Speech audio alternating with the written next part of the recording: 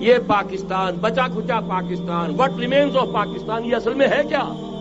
مولانا بہت خوبصورت انداز میں فرما رہے تھے یہ 313 نہیں تھے، اسلام تھا۔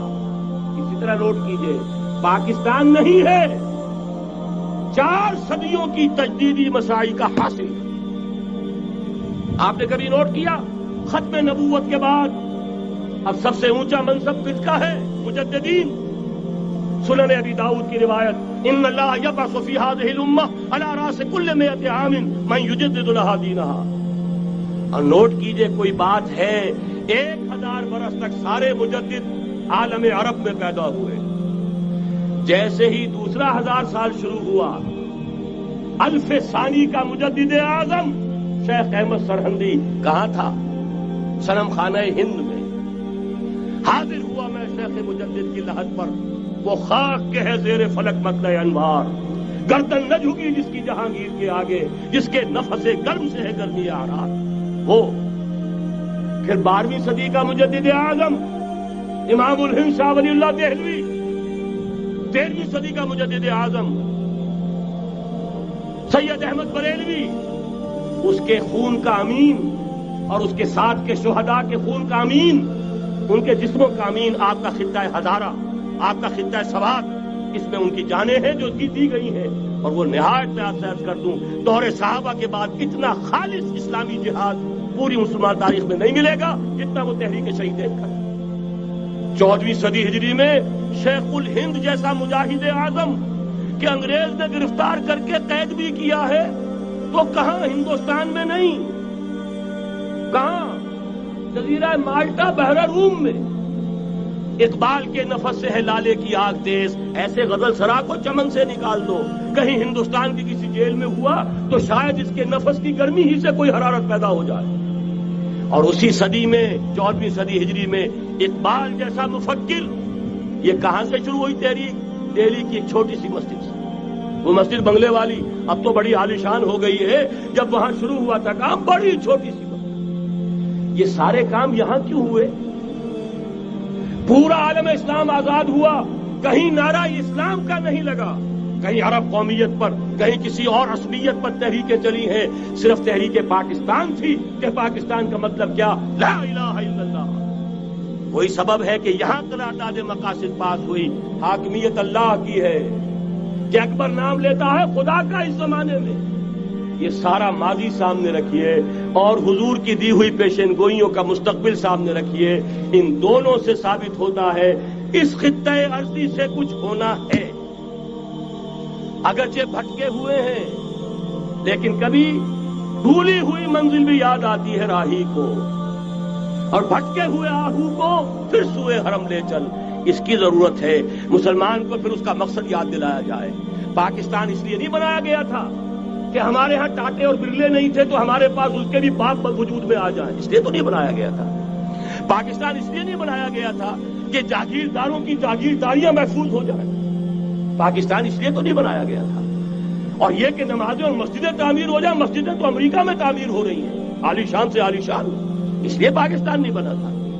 آج بھی مسلمان، میں معذرت سے عرض کر رہا ہوں مولانا سے، آج بھی بھارتی مسلمان کی ایوریج نمازی ہونے کے اعتبار سے پاکستانی مسلمان سے کہیں بہتر ہے۔ آج بھی برقع نظر آ جائے گا تو ہندوستان میں نظر آ جائے گا۔ میں نے اپنی آنکھوں سے دیکھا چند سال پہلے، جب مکہ مسجد حیدرآباد دکن میں 3 دن مسلسل میری تقریریں ہوئی ہیں، 10,000 مرد اور 5,000 خواتین، اور ان میں سے کوئی بغیر برقعے کے نہیں تھی۔ ایک سیلاب نظر آ رہا تھا برقعوں کا کہ جب جلسہ ختم ہوا ہے رات کے 12 بجے 3 دن تک متواتر۔ یہاں کہاں نظر آئے گا برقع آپ کو؟ یہاں تو جس کے پاس 2 پیسے ہو گئے اس نے سب سے پہلے برقع اتار کے پھینک دیا۔ معلوم اچھی طرح سمجھ لیجئے یہ چیزیں تو وہاں زیادہ ہیں یہاں کی نسبت۔ اصل ضرورت تھی کہ یہاں اس نظام کو قائم کیا جائے، وہ نظام عدل اجتماعی، وہ جس میں حریت ہو، جس میں عام آدمی بھی خلیفہ وقت کو ٹوک سکے۔ یہ کرتا کیسے بن گیا؟ ایک خاتون بھی کھڑی ہو کر دامن پکڑ لے، عمر تمہیں کیا حق ہے کہ ہمارے مہر کے اوپر پابندی لگا رہے ہو، جبکہ اللہ نے نہیں لگائی۔ اللہ قرآن میں قنطارہ کا لفظ استعمال کر رہا ہے۔ ڈھیروں سونا دے دے کوئی شخص اپنی بیوی کو مہر کے اندر، طلاق دیتے وقت اس میں سے کچھ نہیں لے سکتا۔ آپ کون ہوتے ہیں ہمارے حق کے اوپر پابندی لگانے والے؟ اور عمر نے کہا، آج ایک بڑھیا نے وہ اب عمر کو دین سکھایا، آرڈیننس واپس۔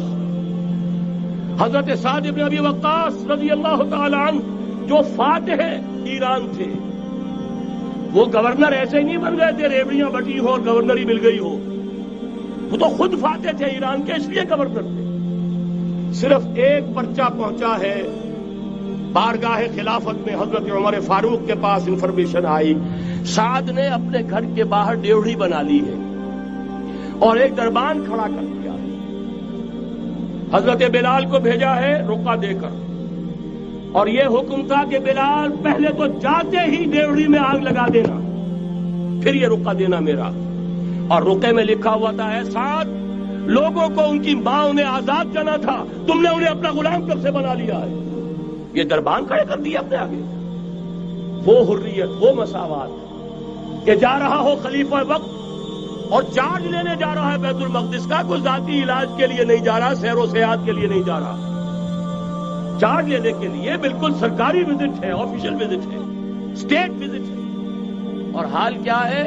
700 میل کا فاصلہ طے کرنا اور ایک اونٹنی، کوئی انٹوریج نہیں، کوئی خدم و حشم نہیں، کوئی جمبو جٹ بھرے ہوئے نہیں، کچھ نہیں، ایک اونٹنی ایک خادم۔ اس ایک اونٹنی پر چونکہ راستے کا راشن بھی ہے لہذا 2 آدمی نہیں بیٹھ سکتے، ایک بیٹھ سکتا، ایک منزل خلیفہ وقت بیٹھا ہوا ہے اوپر اور خادم نکیل پکڑ کر چل رہا ہے، اگلی منزل خادم اوپر بیٹھا ہے اور خلیفہ وقت عمر عبد الخطاب رضی اللہ تعالی عنہ اور وہ آگے آگے نکیل پکڑ کر چل رہے ہیں۔ یہ نظام چاہیے آج نوع انسانی، اس کے انتظار میں، اس کی تلاش میں نوع انسانی نے کتنے تجربے کر لیے، کیسی چھلانگیں لگائیں، ملوکیت ختم کی، آسمان سے گرا کھجور میں اٹکا، جمہوریت آئی نام نہاد، لیکن وہ سرمایہ کارانہ نظام بن کر آگے سے بڑھ کر لعنت بن گئی۔ پہلے جاگیردار مسلط تھا، اب سرمایہ دار اور کارخانے دار مسلط ہو گیا۔ اس سے نکلنے کے لیے زور لگایا، کمیونزم کی طرف گئے، چھلانگ لگائی، اب ایک پارٹی ڈکٹیٹر بن کر بیٹھ گئی۔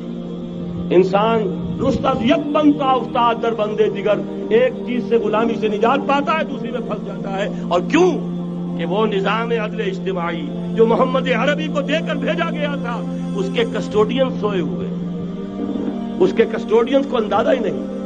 یہ نسخہ تو ہمارے پاس تھا، ہمیں عمل کرنا تھا اور دنیا کے سامنے پیش کرنا تھا۔ پاکستان بنایا اس لیے گیا تھا کہ ہم اس کا ایک نمونہ دنیا کے سامنے پیش کریں گے۔ قائد اعظم نے فرمایا تھا کہ ہم یہ چاہتے ہیں کہ پاکستان کی صورت میں عہد حاضر میں اسلام کے اصول حریت و اخوت و مساوات کا ایک نمونہ قائم کر کے دکھائیں۔ کہاں ہے وہ؟ بھٹک گئے، سو گئے۔ بہرحال اب بھی وقت ہے، جب تک سانس تب تک آس۔ میرے عزیز نے تو ڈرایا ہے اور صحیح ڈرایا ہے۔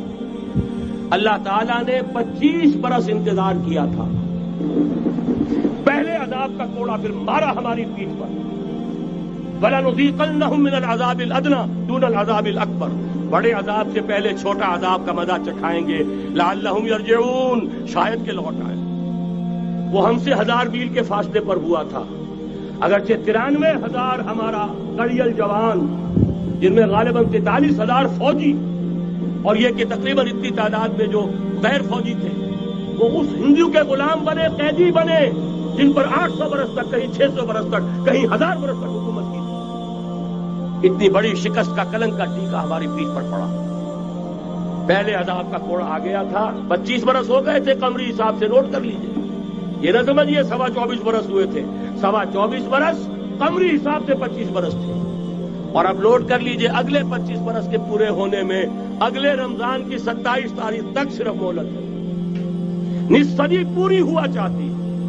کوئی عجب نہیں اس عذاب الادنیٰ سے بعد ہم جاگے نہیں، ہوش میں نہیں آئے، کوئی عجب نہیں کہ بڑے عذاب کا کوڑا ہماری پیٹھوں کو برس جائے۔ لیکن مجھے یہ یقین ہے، نوٹ کر لیجئے، اگر یہ دوسرا امکان ہو گیا، خدا نہ خواستہ اللہ کے عذاب کا کوڑا ہماری پیٹھ پر برسا، مجھے یقین ہے اللہ ہندوؤں کو مسلمان بننے کی توفیق دے گا، لیکن اسلام کا بول بالا اسی خطے سے ہوگا۔ تاریخ میں یہ ہو چکا ہے آیا فتنہ تاتار کے افسانے سے، پاسباں مل گئے کعبے کو صنم خانے سے۔ تاتاریوں کے ہاتھوں کروڑوں مسلمان قتل ہوئے، لیکن اسلام نے تاتاریوں کو فتح کر لیا، اور پھر اسلام کا مسلمانوں کا دوسرا دور عروج انہیں تاتاریوں کی مختلف شاخوں کے تحت ہوا۔